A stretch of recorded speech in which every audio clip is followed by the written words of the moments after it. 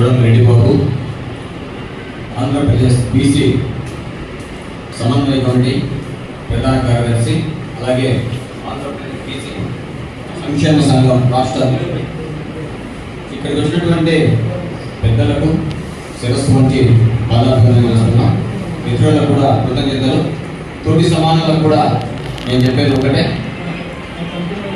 బీసీలలో నాయకులుగా ఎదగనంత వరకు ప్రతి ఒక్కరి దగ్గర మనం తల ఉంచాల్సిందే. అదేవిధంగా ఈరోజు విశాఖపట్నంలో బీసీ సమన్వయ కమిటీ సమావేశం, కట్టా మల్లేశ్వర్ గారు పెద్దలు ఈ సమావేశాన్ని ఇక్కడ ఏర్పాటు చేసి ఇంతమందిని ఇక్కడికి తీసుకొచ్చి ఏకతాటిపైకి తీసుకొచ్చాడంటే ఈ నాయకత్వం ఎంత బలంగా ఉంటుందో అర్థం చేసుకోవాలి. అదేవిధంగా ఈ సమన్వయ కమిటీ రాష్ట్ర అధ్యక్షులు పూర్ణచంద్రరావు గారు పెద్దలు గౌరవనీయులు, అలాగే శ్రీరాములు గారు పెద్దలు వర్కింగ్ ప్రెసిడెంట్, అలాగే మహిళా నాయకురాలు దేవి గారు పెద్దలు, ప్రతి ఒక్కరికి ఈ వేదిక పైన ఉన్నటువంటి ప్రతి ఒక్కరికి పేరు పేరున ధన్యవాదాలు.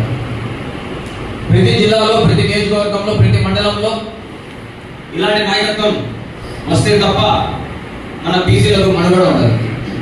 ప్రతి ఒక్కరు చదువుకున్న వాళ్ళే, ప్రతి ఒక్కరు మేధావులే, ప్రతి ఒక్కరు ఏదో ఒక సంఘంలో పనిచేస్తున్నారు, అలాగే రాజకీయాలు కూడా పనిచేస్తున్నారు, పార్టీలలో పనిచేస్తుంటారు. కానీ నేను బీసీ అని అక్కడ చెప్పుకుంటారే తప్ప బయటకు వచ్చి కులం కూడా చెప్పుకోలేని పరిస్థితుల్లో దౌర్భాగ్యంలో ఉన్నాం. 75 సంవత్సరాల స్వతంత్రం వచ్చినప్పటి నుంచి కూడా ఇప్పటి వరకు చేతిలో ఇన్ని వేలు ఉన్నాయి, అంతమంది లీడర్లు ఎదగలేకున్నారు. 75 సంవత్సరాలుగా బీసీ నాయకులుగా కానీ, బీసీ ఎమ్మెల్యేలు కానీ, బీసీ ఎంపీలు కానీ, ఇంకా ఏ పోస్టులు అయినా కూడా. మరి ఎందుకు ఇంత దౌర్భాగ్య స్థితిలో మనం ఉన్నాం? మన హక్కులు మనం తెచ్చుకోలేకపోతున్నాం. మనకు రావాల్సినటువంటి హక్కులను కానీ, రావాల్సినటువంటి ఎలాంటి గవర్నమెంట్ నుంచి రావాల్సినటువంటి సంక్షేమ పథకాలు కానీ, మనకు రిజర్వేషన్లు కానీ ఏ దానిలో కూడా మనము సరిగ్గా తెలుసుకోలేకపోతున్నాం, మధ్యలోనే వదిలేస్తున్నాం. ఇప్పుడు కొత్తగా ఈడబ్ల్యూఎస్ అనేది ఒకటి పెట్టారు, ఎకనామికల్ వీకెండ్ సెక్షన్ అని. అగ్ర కులాల్లో వెనుకబడి ఉన్న వారి కోసం వాళ్ళు ఉండనే 5%, మరి వెనుకబడి ఎంతమంది ఉంటారు? ఒక 1% లేదా 1.5%. మరి వాళ్ళకు 10% రిజర్వేషన్ కావడం అనేది ఎంత దౌర్భాగ్యమైన స్థితితో ఒక్కసారి ఆలోచించారు.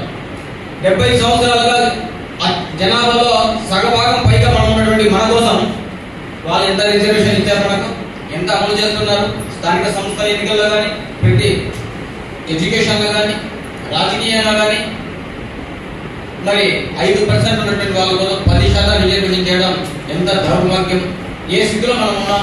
మన బీసీ నాయకులు కానీ, బీసీ లీడర్లు కానీ, బీసీ రాజకీయ నాయకులు కానీ, విద్యార్థులు కానీ, యువత కానీ, ప్రతి ఒక్కరు మరి ఎందుకు మనం తెలుసుకోలేకపోతున్నాం?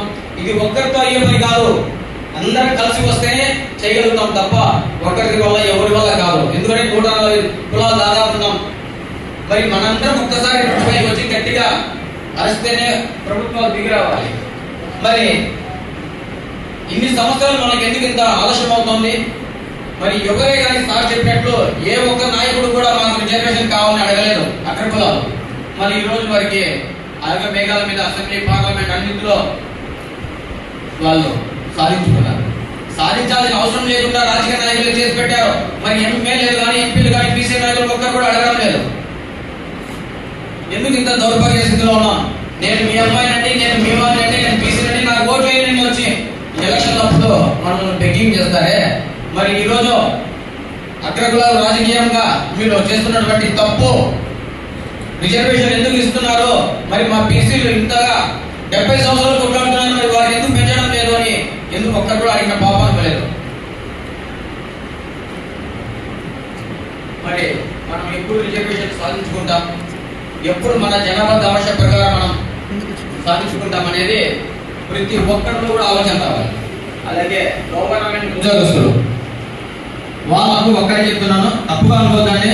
ఇక్కడ ఒకవేళ ఉన్నా లేకపోయినా మీరైనా కూడా మీ తెలిసిన ఉద్యోగస్తులు చెప్పండి, రిజర్వేషన్ వస్తుంది, మీకు ఉద్యోగం వస్తుంది, ఏది